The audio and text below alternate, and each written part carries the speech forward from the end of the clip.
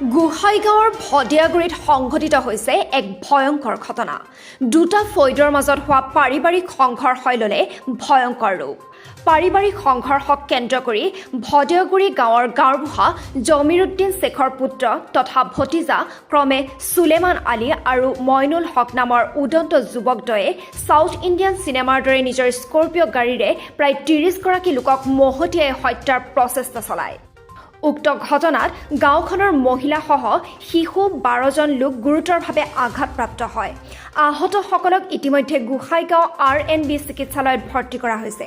ইয়াৰে ৪জনৰ অৱস্থা অধিক সংকটজনক হোৱাৰ বাবে কোকৰাঝাৰৰ RNB চিকিৎসালয়লৈ প্ৰেৰণ কৰা হয়। জানিব পৰা মতে একেখন গাঁৱৰ বাসিন্দা তথা গাঁওবুঢ়া জমিৰুদ্দিন শ্বেখৰ লগত আবেদ আলীৰ পৰিয়ালৰ মাজত দীৰ্ঘদিন ধৰি চলি আছিল ঘৰুৱা কণ্ডল।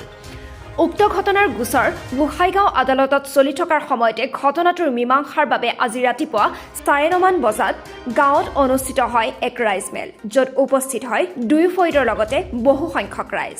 এই সুযোগ গ্ৰহণ কৰি গাঁওবুঢ়াৰ পুত্ৰ তথা ভতিজা ক্ৰমে সুলেমান আলী আৰু মইনুল হকে AS16H3354 নম্বৰৰ স্কৰ্পিঅ' গাড়ীৰে আকস্মিকভাৱে ৰাইজমেলত উপস্থিত হোৱা লোকৰ ওপৰত চলাই এই অমানৱীয় তাণ্ডৱ। উক্ত ঘটনাক কেন্দ্ৰ কৰি অঞ্চলটোত এক চেপা উত্তেজনাৰ সৃষ্টি হৈছে।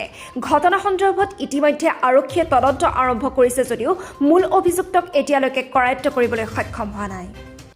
জাহানুৰ আলম ঘটনাটা এই যে শাহাবুদ্দিন আর এই যে আবেদ আলী হওয়ার হয়েছে কেসাল, রাস্তাত কেসাল লাগছে। তো আমরা ভদিয়াগুড়ি বাজার থেকে আমরা যাব বাসুগাঁও। কাসিমউদ্দিন নামের একটা ছেলে আছে, ও আর আমি বাসুগাঁও যাব। তো আমরা সকালবেলা বাইরে হয়ে ওইখানে ভদিয়াগুড়িতে চাটা খেয়া অন্তাইমারিতে অল্প কাম আছে, যে এই দিক দিয়ে কোকড়াঝাড় হয়ে বাসুগাঁও যাই। তো যে জায়গায় রাস্তায় মেইন হাইরোডে ওরা কেসাল লাগছে, ওই জায়গায় এসে আমরা বাইক থেকে নামিও নাই, খালি অল্প স্লো করছি। মেল্লা মানসি রাস্তায় সুলেমান নাম ছেলেটা, ও স্কর্পিও নিয়ে মানে আমার আগে আগে একবার ৫-৬ জনকে অ্যাক্সিডেন্ট করে পার হয়ে গেল। যাওয়ার পরে আবার ঘুরে আসিয়া আবার আমরা বাইকেই আছি, আমার বাইকটাও ভাঙি চুরি শেষ। পরে আমাদেরকেও লাগাই দিল, আরও ৪-৫ জনকে। ইচ্ছা করি মোটামুটি ৮-১০ জন হব, ৩ বছর মান হব। তার ভৰিটো ভাঙি গ'ল, তাকে দিয়ে লৈ গ'ল আলিপুৰ। এইটোও বেলেগ মানুহ নাজানে কি কাৰণত এই ধৰণৰ কাণ্ড কৰিলে। এইবিলাকতো মই নাজানো, কিবা হৈছে ইহঁতৰ মাজত, আমি কেনেকৈ জানিম? আমি ৰাস্তাৰ মানুহ, আমি কি জানিম? আমি ক'তবা যাব ওলাইছোঁ। নাই, আমি একোৱে নাজানো কি হৈছে ইহঁতৰ। মানুহজন কোন একচুৱেলি সুলেমান বুলি ক'লে? সুলেমান মানে জয়মা গাঁৱৰ গাঁওবুঢ়া জমিৰুদ্দিন গাঁওবুঢ়া, তাৰ ডাঙৰ ল'ৰাটো এজনে আছিল। ইহঁতে মানে বহুত পইচা পাতিলা মানুহ, সাধাৰণ মানুহ ইহঁতে মানুহ বুলি নাভাবে। ঘটনাটো হোৱাৰ পিছত পুলিচ গৈছিল নাই স্পটত? এইবিলাকতো আমি চোৱাই নাই, আমিতো তাতে বেহুচ আছিলোঁ। কোনোবা উঠাই লৈ আহিল এতিয়া হস্পিটেলত, এইটোও নাজানো। মানে মানসিকভাৱে বিকাৰগ্ৰস্ত নেকি? নহয়, এইটো বিৰাট ডাঙৰ ল'ৰা, এইটো কোটি কোটি টকাৰ কাম কৰি আছে। সি MLA ৰ লগত সি ভাল, তাৰ এখন গাড়ী MLA লৈ ফুৰি আছে। সুস্থ মানুহ, সি কণ্ট্ৰেক্টাৰ মানুহ। দম দি চলে। ইহঁতৰ বহুত পইচা পাতি আৰু ইহঁতৰ ভাই ককাক বহুত আছে। ঘটনাটো কি হৈছিল ডিটেইলছত মই নাজানো, কিন্তু মই যিখিনিৰ পৰা আহিছোঁ, মই নিজে চকুৰে দেখিছোঁ, এইখিনিয়ে কম। কালি ৰাতি ইহঁতৰ কিবা ঝগৰা হৈছিল মই নাজানো। এই যে সুলেমানহঁতৰ লগত এই কিবা কয় আবেদ আলীৰ ল'ৰাৰ লগত কিবা কাজিয়া হৈছিল। এইখিনি লৈ গ্ৰামত ইহঁতে বহিবৰ কাৰণে আহিছিল, তাতে কিবা হাল্লা হৈছিল নে নাই আমি নাজানো। আমি ঘৰৰ পৰা চিল্লা হাল্লা চাই মই গৈ দেখিলোঁ গাঁওবুঢ়াৰ ডাঙৰ ল'ৰা যিটো আছে সুলেমান আলী নাম, ইয়ে গাঁওবুঢ়াৰ কথা মতে স্কৰ্পিঅ'খন লৈ আহিলে। স্কৰ্পিঅ'খন লৈ আহি মহিলা, শিশু, জোৱান মানুহ বা যিকোনো মানুহে হওক এনেকৈ আহি উৰাই দি গ'লে আৰু এনেকৈ ঘূৰি আছে। ইমান মানুহ মানে মাৰিলে, একদম ৰাক্ষসৰূপী মানুহ। মই লাইফতো দেখা নাই এনেকা।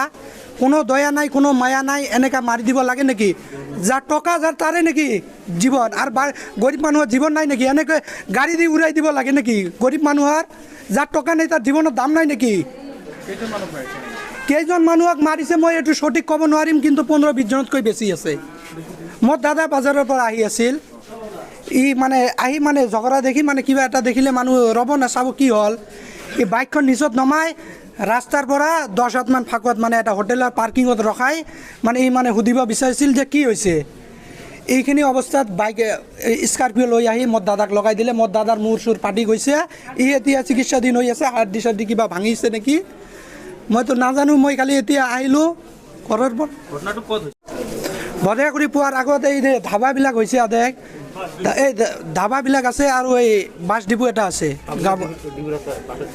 এই তাতে ঘটনাখিনি হৈছিল সিহঁতৰ কালি কিবা ঝগৰা হৈছিল এইটো মই নাজানো এতিয়া 30-35 জন মান আহত হৈছে সিহঁতক মানে বলেৰো দি মানে প্ৰি প্লান কৰি মাৰিছে মানুহখিনি এতিয়া চিকিৎসাধীন হৈ আছে এইটো RNB চিভিল হস্পিটেল অৱস্থা বেছিভাগ মানুহৰ অৱস্থা বেয়া এটা শিশু আছে শিশুটোতো এতিয়াও চকুৱে মেলা নাই শিশু মহিলা বেছিভাগে মহিলা শিশু আৰু ল'ৰা মতা মানুহ কমে আছে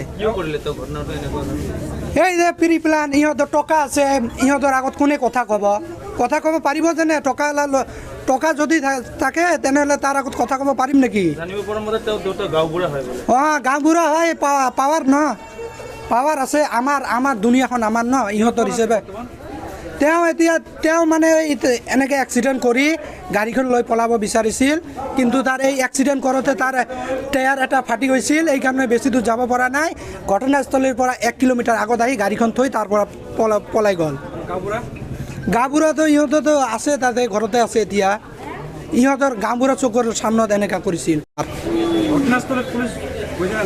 ঘটনাস্থলীত বহুত পিছত পুলিচ গৈছে গৈ কিনে যিখিনি মানে এনেকুৱা হৈছে যিখিনি মানে আহত হৈছিল এইখিনিক লৈ আহি এই হস্পিটেলত ভৰ্তি কৰালে আৰু আধাখিনিকতো আমি নিজে লৈ আহিলোঁ নিজৰ তত্ত্বাৱধানত মোৰ নাম হ'ল মহম্মদ ৰফিক আলী মই এই ঘটনাখিনি নিজে চকুৰে দেখিছোঁ